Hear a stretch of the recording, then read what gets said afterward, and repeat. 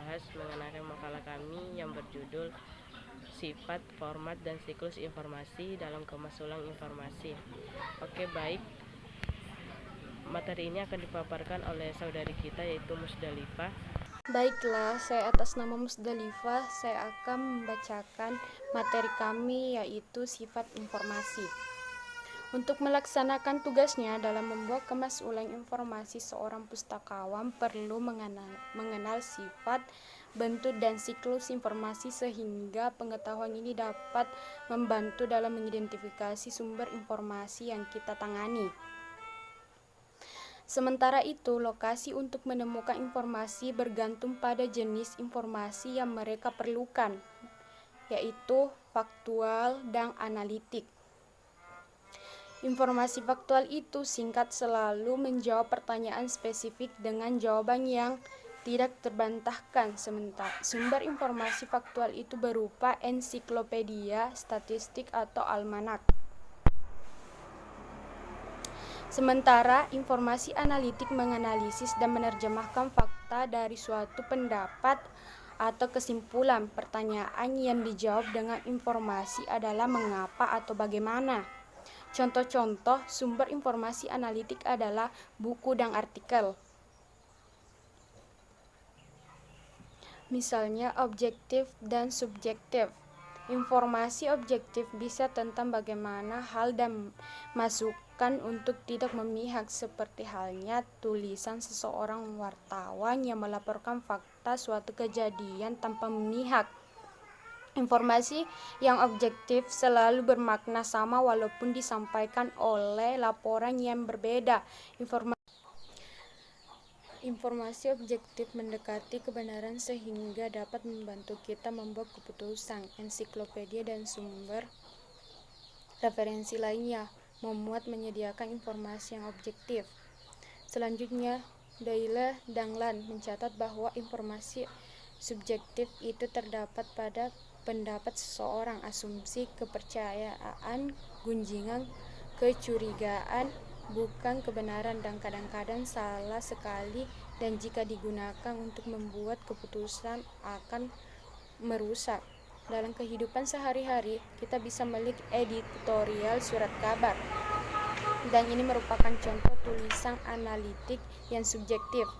Bisa jadi didasarkan fakta, ditafsirkan menurut pandangan penulis atas nama berdasarkan misi surat kabar. Baiklah, materi selanjutnya akan dilanjutkan oleh saudari Hijri. Assalamualaikum warahmatullahi wabarakatuh. Baiklah, saya akan melanjutkan materi dari teman saya Musdalifah. Saya akan membacakan dari bagian C. Informasi terkini dan informasi histori. Kebutuhan informasi terbaru atau histori tergantung pada topik atau kebutuhan informasi kita. Namun demikian, tanggal bisa menjadi sangat penting. Andaikan kita mengulas perlakuan kanker serviks, informasi mutakhir akan menjadi amat penting.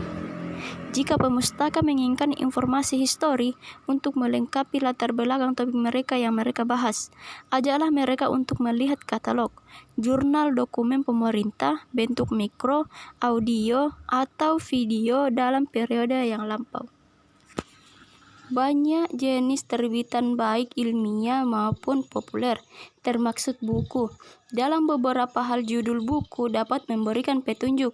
Akan tetapi, seringkali kita salah duga. Karenanya, judulnya seakan populer, akan tetapi berisi informasi ilmiah atau sebaliknya. Buku populer ditulis untuk masyarakat. Parameter yang sama bisa juga untuk mengarasi sebuah jurnal itu bersifat ilmiah atau populer. Perbedaan dan persamaan jurnal ilmiah versus populer yang dilihat dari tujuan penerbitan dan pemanfaatan yang diharapkan, khalayak pembaca mereka, pada penulis dan bentuk artikel yang sama.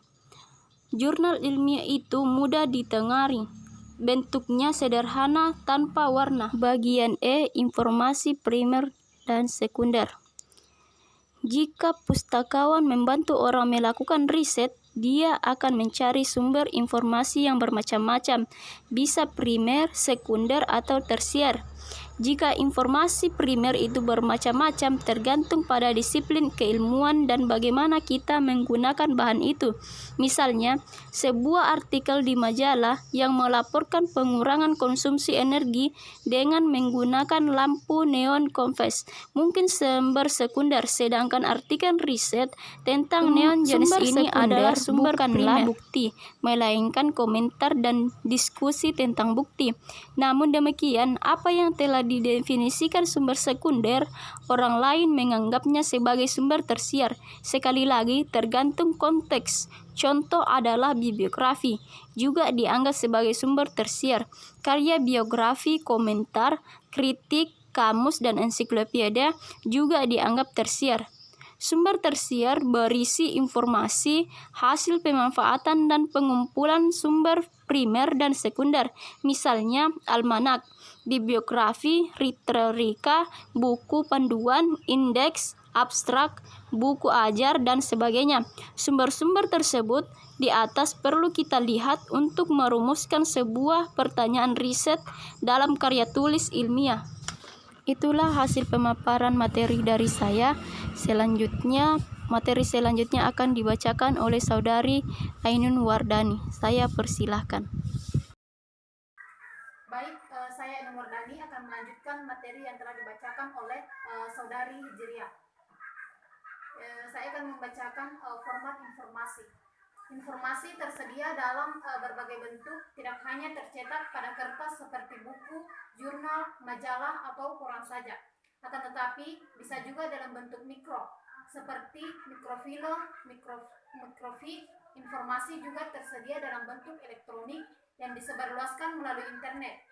Namun, semua informasi dalam berbagai bentuk ini telah melalui siklus atau berada dalam sebuah perjalanan waktu yang diproses oleh media, misalnya sebuah cerita atau kejadian, berlangsung melalui beberapa tahap yang semuanya itu melibatkan media. Pertama disiarkan oleh televisi dan radio, surat kabar, majalah, jurnal ilmiah, dan akhirnya menjadi buku. Sebelum melalui penelusuran, sebaiknya kita mengetahui bagaimana informasi itu dibuat, berasal dari mana, dan bagaimana perubahannya dari waktu ke waktu. Siklus informasi adalah perjalanan peliputan media dalam kejadian penting.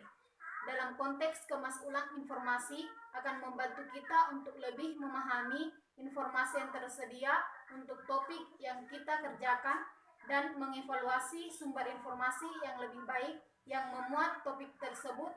Saat ini, format yang paling kita kenal adalah tercetak dan elektronik. A. Bahan tercetak, buku atau jilid komersial maupun artistik, jurnal, majalah populer, koran, dokumen pemerintah, peta, dan atlas adalah contoh bahan tercetak.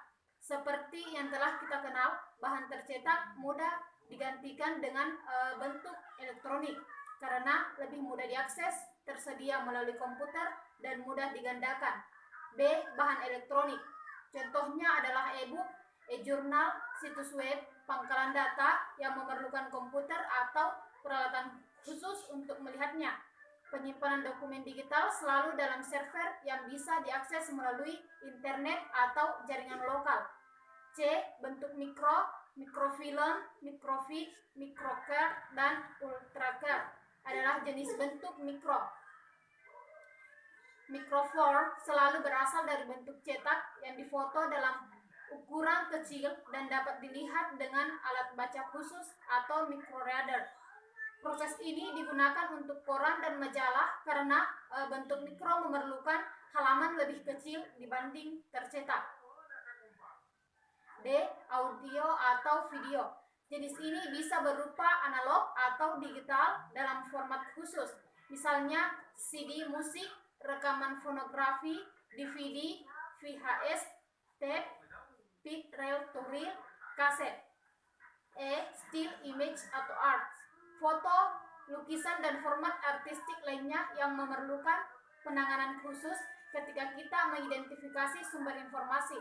Penting untuk mencetak format jika berbentuk digital. Kita mungkin mempunyai akses yang lebih mudah daripada jika menggunakan bentuk mikro dan hanya tersedia ketika perpustakaan buka. Sekian materi yang saya bacakan. Baik, saya Marhani Indasari akan melanjutkan materi dari Ainun Wardani, yakni siklus informasi. Siklus informasi terbagi menjadi dua. Yang pertama, gagasan. Informasi yang berasal dari gagasan seorang sarjana sastra yang ingin mengetahui dampak teknologi modern terhadap kreativitas penulisan. Pada tahapan pertama, dikatakan informasi sejawat maya. Informasi ini berupa survei, memo, pembicaraan, data laboratorium, seringkali berkaitan dengan sebuah gagasan di kalangan penelitian. Pada tahapan kedua, informasi sudah bentuk laporan penelitian, makalah yang tidak diterbitkan, laporan hibah, dan surat kepala redaksi. Yang ketiga, artikel jurnal dengan ruang lingkup yang lebih dalam, deskripsi riset yang telah diselesaikan. Yang keempat, penelitian buku-buku ilmiah dan buku ajaran dalam subjek tunggal.